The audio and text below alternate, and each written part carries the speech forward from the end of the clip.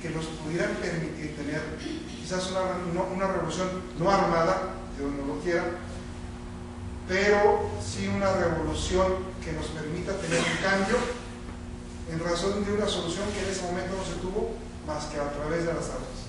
Muchas gracias. Yo creo que, y gracias por la pregunta, yo decía hace unos momentos de un discurso de Cantinflas que si lo leemos hoy son exactamente las mismas situaciones, y también a lo largo de la plática, y no aspiro, no soy historiador, también no tengo el conocimiento que yo quisiera tener acerca de muchos eventos, no nomás de la revolución de nuestro país. Yo creo que al transcurrir el tiempo y nos vamos dando cuenta, aunque los hechos particulares del momento adecuado, en este caso el Madero, los hechos particulares no los conozcamos bien a bien, pero que sin embargo, a través del tiempo que se ha ido dando todos los enunciados de la revolución, hoy nos damos cuenta que no se cumplieron, que no se han cumplido, aun cuando los liberales hemos estado insistiendo.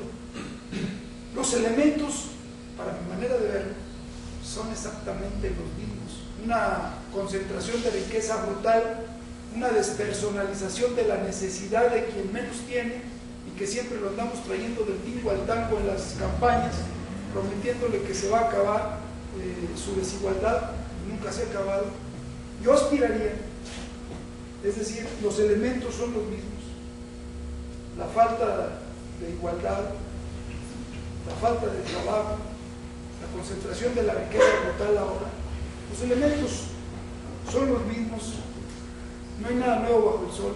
Aspiraría a que a través de la revolución de la idea del pensamiento de los jóvenes, que nosotros ya vamos a salir, aspiraría a que ellos impulsaran una nueva revolución ideológica en nuestro país. Una revolución ideológica que nos ubique en el contexto histórico para que realmente busquemos dos cosas. La primera, una democracia que realmente le pertenezca al pueblo en lo general de México. Y la segunda, una igualdad más cercana a la realidad y que si en ello tiene que cambiarse el contexto político, económico de nuestro país para favorecer el desarrollo humano, bienvenido sea. Me parece que de mi parte por ahí. Por favor. Bueno, hace días platicaba con mis hermanos de JEF sobre... Bueno, yo soy Miguel Ángel Ramírez, soy el guía de los hermanos de JEF. Y le comentaba que hace día platicábamos sobre la revolución. Estábamos pensando en, o sea, ¿cuál es el motivo? O sea, se derramó bastante sangre y en la época actual nos encontramos con la misma desigualdad que se encontraba en 1910 y no hace falta otra revolución. O sea, sí hace falta otra revolución, pero no armada, sino ideológica. Y pues la respuesta está en los jóvenes. Es lo que estamos trabajando nosotros. La respuesta está en los jóvenes, por medio del estudio. Lo que está destruyendo ahorita el país es la corrupción, son los antivalores. Nosotros estamos trabajando por mejorar eso, y es lo que queremos cambiar después. Y me gustaría que los jóvenes pensaran en eso, en cambiar ideológicamente, no buscar una revolución armada, sino ideológica. Muchas gracias. Yo creo que ojalá que realmente lo logren. Hay una situación importantísima que yo quisiera dejarles también a los jóvenes, antes de que se me olvide. Pareciera que hay un terrible divorcio entre los jóvenes y la gente mayor como un servidor. Pareciera que ya no hay espacio para la gente mayor. Ojalá y ustedes nos recuperen. Hay una cosa que no se estudia, hay una cosa que no se compra, y eso se llama experiencia, y solamente se obtiene por el número de años que se vive y siempre y cuando se viva con calidad. ¿Alguien más iba a tomar la palabra, por favor? Gracias. Quiero invitar a la conferencia de Comunismo. Bienvenido, doctor Chavita, esto es el cierre de un ciclo de conferencias que precisamente los de experiencia están tratando de arropar a las nuevas generaciones que desafortunadamente sucede siempre así. Hay algunos lugares solos. Mi reflexión en tanto a esta número de conferencias se desprende un poco de lo que nos decía un señor, más bien dos, uno de ellos que se me pierde en las páginas de mi memoria. Dice que 1000 muertes es una estadística, 1 millón de muertes es una estadística, y una muerte es una desgracia. Pensándolo analógicamente respecto de lo que podría ser una revolución armada en este tiempo y de lo que es una revolución intestina en un hogar, por ejemplo, ante una muerte, una sola.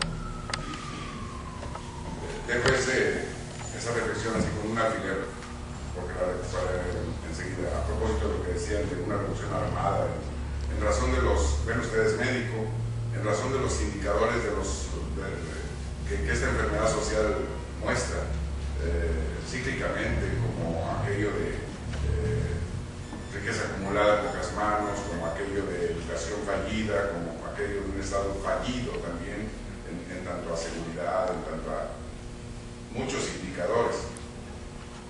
Pero decía de otra persona que quisiera tomar un poco en su recuerdo, el señor Octavio Paz comentaba, seguramente no sin razón, que todas las revoluciones, ya sea la revolución de independencia, el movimiento de reforma, la revolución mexicana, la revolución rusa, la cubana, todas ellas y más, han sido solamente brotes, por una parte accidentales y por otra parte derivados de la necesidad. Cuando la necesidad acumula tanto en sus alforjas, se revienta y brota esa revolución. Luego entonces, si esto es verdad, que comenta Paz, se dan esas situaciones de manera subterránea, oculta en la sociedad, pero ahí están, unas dormidas, otras muertas, otras despiertas, la mayor parte de ellas en letargo, hasta que brotan.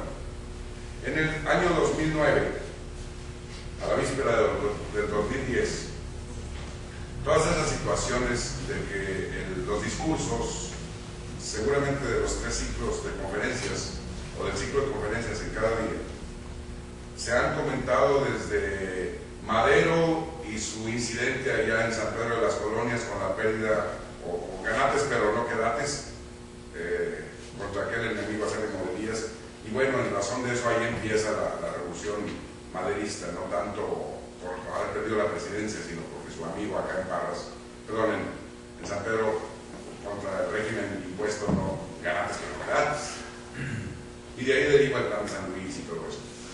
Pero esas son situaciones subterráneas o ocultas o dolorosas que ahí estaban en la sociedad, acumuladas con un montón de situaciones de pobreza extrema, de todo lo que hemos conocido de los antecedentes de la revolución. La pregunta es,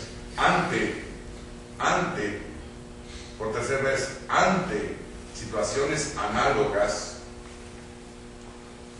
y en la víspera del 2010, y con un grave temor de que esto sea cíclico, como ha sucedido